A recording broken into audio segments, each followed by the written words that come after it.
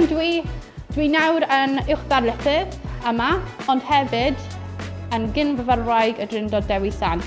Helo, fe nhw yw Gwnewch ac rwy'n gynfyfyriwr o Brifysgol Cymru y Drindod Dewi Sant. Yn ystod amser yn y Brifysgol, nes i astudio'r cwrs addysg gynradd gyda SAC ac rwy'n bellach yn athrawes gynradd mewn ysgol gynradd yng Nghastell Nedd, Port Talbot.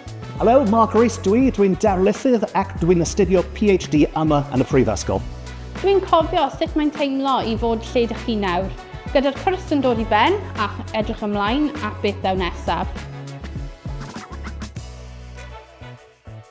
Tua 15 mis ar ôl i chi gwblhau'r cwrs, byddwch yn cael eich gwahoddiad i gymryd rhan yn arolwg Hynt Graddedigion.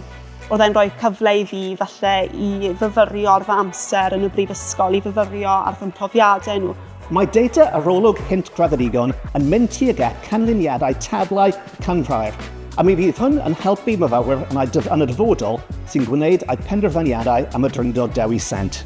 Mae'r data yn helpu ni i ddeall sut ydyn ni'n paratoi ein myfyrwyr, pa lwybrau y maen nhw'n cymryd, a sut gallwn ni wella'r cwrsiau ar gyfer myfyrwyr y dyfodol.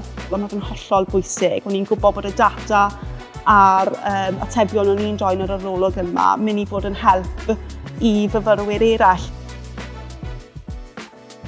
Bod y lot o'n i'n euog, weithiau amser ni'n gweld bod ni'n gorfod cwblhau rhyw fath o holiadur neu arolwg, bod ni'n meddwl, sy'n eisiau ni'n neud does dim pwynt. Dim ond 10 munud mae'n cymryd i ymwblhau'r arolwg, ond mi fydd y canlyniadau yn gwneud gwahaniaeth go iawn yn y hirdymor. Caiff graddedigon eu cysylltu drwy neges destun, e-bost neu dros y ffôn.